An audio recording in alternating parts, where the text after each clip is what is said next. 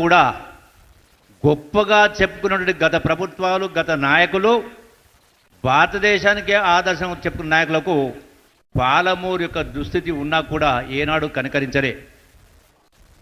ఈనాడు మన పాలమూరు ముద్దుబిడ్డ కాబట్టే, మన పాలమూరు ముద్దుబిడ్డ ముఖ్యమంత్రి అయ్యాడు కాబట్టే సుదీర్ఘంగా ఉన్నటువంటి మీ కష్టాలు తీర్చడానికి ఈనాడు పెద్ద ఎత్తున ఈనాడు అభివృద్ధి కార్యక్రమాలు, సాగునీరు, అట్లాగే రోడ్స్ కావచ్చు, రకరకాల అభివృద్ధి కావచ్చు. సుమారుగా ఒక మక్తల్ నియోజకవర్గానికే 1000 కోట్ల రూపాయలు ఈనాడు మంజూరు ఇస్తూ ఉన్నారంటే మన గౌరవ ముఖ్యమంత్రి రేవంత్ రెడ్డి గారిని అభినందించాల్సిందే ఖచ్చితంగా.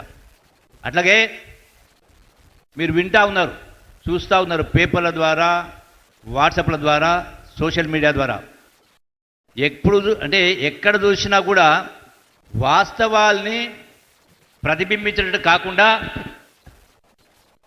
వాస్తవాల్ని అవాస్తవాలుగా చూపిస్తూ మాట్లాడుతూ, ఎక్కడ చూసినా, ఏ టీవీలో చూసినా కేటీఆర్ అయినా హరీష్ రావు అయినా ఈ ప్రభుత్వాన్ని 2 సంవత్సరాల ప్రభుత్వాన్ని విమర్శించే కార్యక్రమం చేస్తూ ఉన్నారు.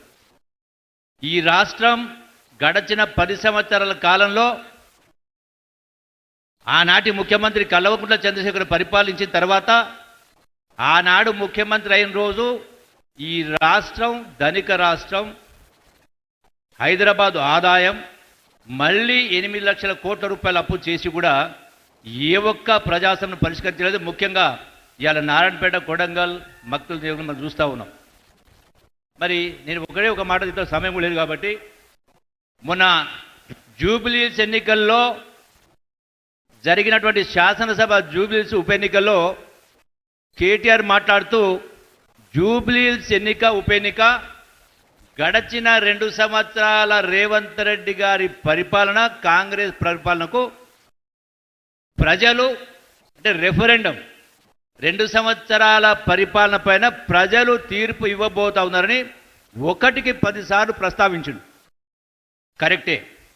మీ అన్ని ప్రశ్నలకు సమాధానం కేటీఆర్ ఏదైతే మాట్లాడిండో, 2 సంవత్సరాల గొప్పగా చెప్పుకుంటా ఉన్నారు మన ఇంద్రమ్మ ప్రభుత్వం అని, ప్రజాపాలనని, రేవంత్ రెడ్డి గారి ప్రభుత్వం అని.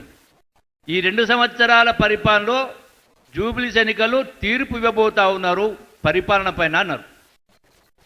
కేటీఆర్, హరీష్ రావు, ఇలా బీఆర్ఎస్ నాయకులందరినీ కూడా నేను ప్రశ్నిస్తా ఉన్నా, ముఖం ఎక్కడ పెట్టుకుంటారు?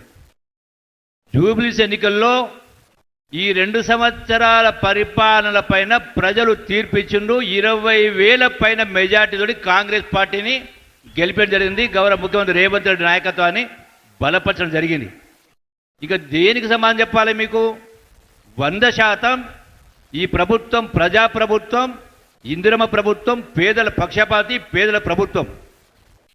మరొక విషయం, అందుకే ఈనాడు కాదు, ఆనాటి నుంచి, ఇందిరాగాంధీ నుంచి ఈనాటి వరకు కూడా ప్రజలకు ఏదైనా మేలు చేసే కార్యక్రమాలు జరిగినాయంటే అది కాంగ్రెస్ ప్రభుత్వం జరిగింది. కాబట్టి మీరందరూ ఒకటే ధ్యాస పెట్టుకోవాలా, ఈ భారతదేశానికి కాంగ్రెస్ పార్టీ శ్రీరామ రక్ష.